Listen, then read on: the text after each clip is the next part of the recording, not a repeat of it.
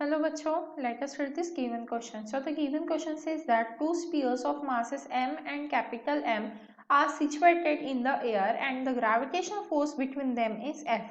The space around the masses is now filled with the liquid of specific gravity 3. So the gravitational force will now be. तो देखिए बच्चों, हमें बोला जा रहा है दो स्फीयर है, एक का मास है स्मॉल m और दूसरे का मास है कैपिटल M, ठीक है। इन दोनों के बीच में ग्रेविटेशनल फोर्स की वैल्यू क्या दी है, F दी है जब एयर रहता है मीडियम। अब इसके बाद वो बोल रहे हैं कि हमने क्या कर दिया, लिक्विड स्पेसिफिक ग्रेविटी डाल दी है 3 से, ठीक है। तो जो हमारा फोर्स है ग्रेविटेशनल फोर्स वो क्या होगा, तो देखो ग्रेविटेशनल फोर्स की वैल्यू कैसे निकालते हैं हम, जी m1 m2 upon are square. अब ये r क्या है, तो distance between the two masses, ये r हो गया, ठीक है, इसका स्क्वायर। तो देखो डिस्टेंस को तो कोई फर्क नहीं पड़ता है मीडियम से।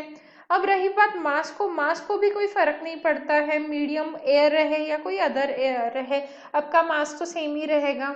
अब रही बात जी की, तो जी को हम क्या बोलते हैं, यूनिवर्सल ग्रेविटेशनल कांस्टेंट। अब इसे हम यूनिवर्सल ग्रेविटेशनल कांस्टेंट क्यों कहते हैं, मतलब यूनिवर्स में आप कहीं पर भी इसकी वैल्यू यूज करोगे तो वो सेम ही रहेगी। सो यूनिवर्सल ग्रेविटेशनल कांस्टेंट के नाम से ये जी जाना जाता है। अब यूनिवर्स में कहीं पर भी अगर मैं ये जी को यूज कर सकती हूँ, दैट मीन्स यूनिवर्स में तो अलग अलग मीडियम रहती है अलग अलग जगह पे, तो इसमें मीडियम का कोई फर्क पड़ ही नहीं रहा है, तभी तो उन्होंने यूनिवर्सल ग्रेविटेशनल कांस्टेंट कह दिया है। दैट मीन्स पहले जब एयर था तब अगर फोर्स F था, तो जब लिक्विड उन्होंने फिल कर दिया तो उसके बाद भी ग्रेविटेशनल फोर्स क्या रहेगा, F ही रहेगा, वो चेंज नहीं होगा। And hence the final answer is B. And I hope you understood it well.